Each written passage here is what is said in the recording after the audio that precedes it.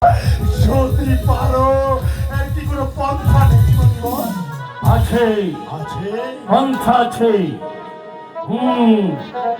অঙ্গবস্তি আছে। শোন তাহলে, আমার বাক্য যদি মানিস তাহলে আশীর্বাদ, আর যদি না মানিস তাহলে অভিশাপ। আমি তোমার আশীর্বাদই মাথায় নেব।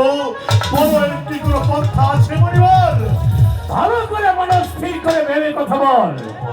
তাহলে শোন, তোর ছেলে হবে, কিন্তু তোর ছেলের পরমায়ু হবে মাত্র 12 দিন।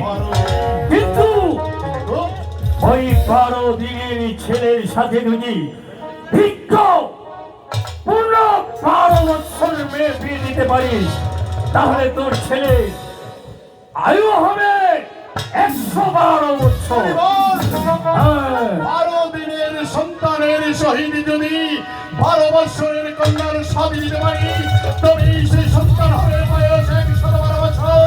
ঠিক আছে মনিবর, তবু আমি সন্তান চাই। আর করে না করতে চাই। ঠিক আছে, তাহলে শোন, শুধু তাই নয়, সেই বিবাহ রাত্রেই, বাসর রাত্রেই পুত্র এবং পুত্র বধূকে ভিক্ষ 12 বছরের জন্য নির্বাসন দিতে হবে। হ্যাঁ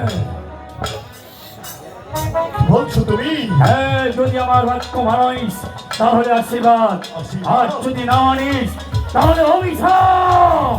ওই ছেলে সাগরে আগুন ধরে গেছে।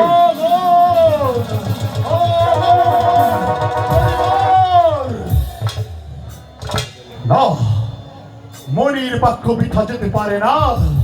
আমি মহলে যাব, তবুও আমার প্রজারা সুখে থাক।